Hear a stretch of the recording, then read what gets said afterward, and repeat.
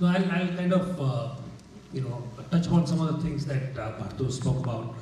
I think, is there something called an emerging market consumer, and if so, what are the characteristics? I think, looking at it from the Indian perspective, I think the people who are coming into the fold of consumption, what is interesting is that the meaning of consumption for this group is, I think, has a very, if you were to look at the idea of mobility, the idea of progress, consumption is in fact one of the most, the best markers of change. In everyday life, the idea that my life is changing for the better, how does that get reflected in everyday life? Through everyday acts of consumption. You buy something that you could not afford before, you buy a better grade of something than what you did the last time.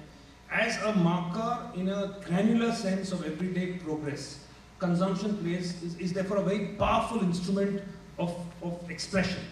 And the idea that therefore the meaning of consumption therefore is a fundamental difference that you find, that there is I think a very powerful meaning that consumption in its very granular sense possesses.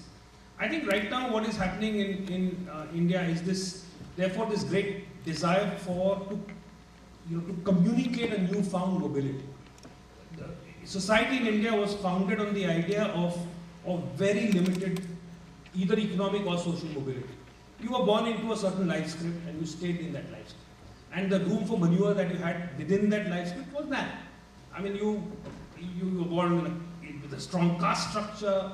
Your education is in your hometown. You try and seek a job, if at all, in your hometown. Often your occupation is that of your ancestors. You marry within the community. The whole idea of a self-contained universe was the sort of assumption earlier. I think that is fundamentally changed, and that sense of mobility and the use of communication to communicate that mobility is one. The other shift that is happening, and that is a characteristic of this consumer, is this is a generation of consumers that is learning how to deal with the idea of choice. The idea of choice is new. The idea that, and how to choose, therefore the whole notion of being able to choose between one and the other, and where you put yourself in that power, in that position to do so.